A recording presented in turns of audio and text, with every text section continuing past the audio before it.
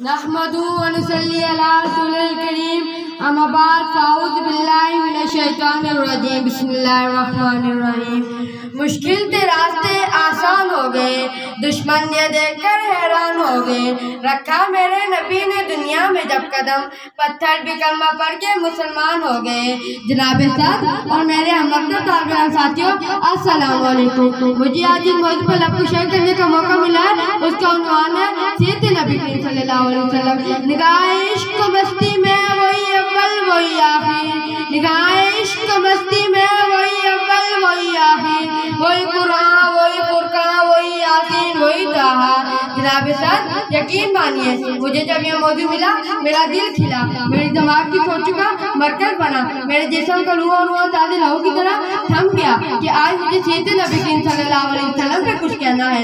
جناب صاحب یقین مانیے جب میں سیرت نبی کریم صلی اللہ علیہ وسلم کا تذکرہ کرتا ہوں تو مجھے طائف کی وادی پتھر کھا کے بھی ہدایت کی دعا دینے والے نظر آتے ہیں۔ جب میں سیرت نبی کریم صلی اللہ علیہ وسلم کے موضوع پہ بات کرتا ہوں تو مجھے مکہ میں عام معافی کا اعلان کرنے والے خیر البشر یاد آتے ہیں۔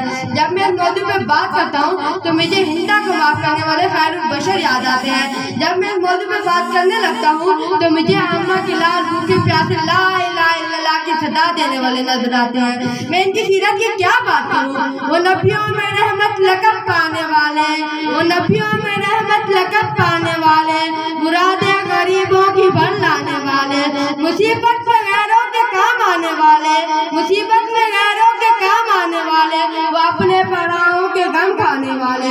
جناب صاحب آج کی دنیا والے لوگ کسی کی ذہانت اور کسی کی خوبصورتی پہ بات کرتے ہیں، کسی کے احسان پہ، صحابت پہ، صداقت پہ اور دیانت پہ ناز کرتے ہیں، تو میں اس نبی پہ ناز کیوں نہ کروں جس میں ساری خصوصیات پائی جاتی تھی۔ جناب صاحب میرے نبی کے اندر صداقت تھی جسے ابو بکر صدیق بن گئے، میرے نبی کے اندر عدل تھا جسے عمر فاروق اعظم بن گئے، میرے نبی کے اندر سخاوت تھی جسے عثمان غنی بن گئے، میرے نبی کے اندر شجاعت تھی جسے علی شیر خدا بن گئے۔ زندگیاں بیت گئی اور قلم ٹوٹ گئے، زندگیاں بیت گئی اور قلم ٹوٹ گئے، تیرے اوصاف کا ایک باب بھی پورا نہ ہو سکا۔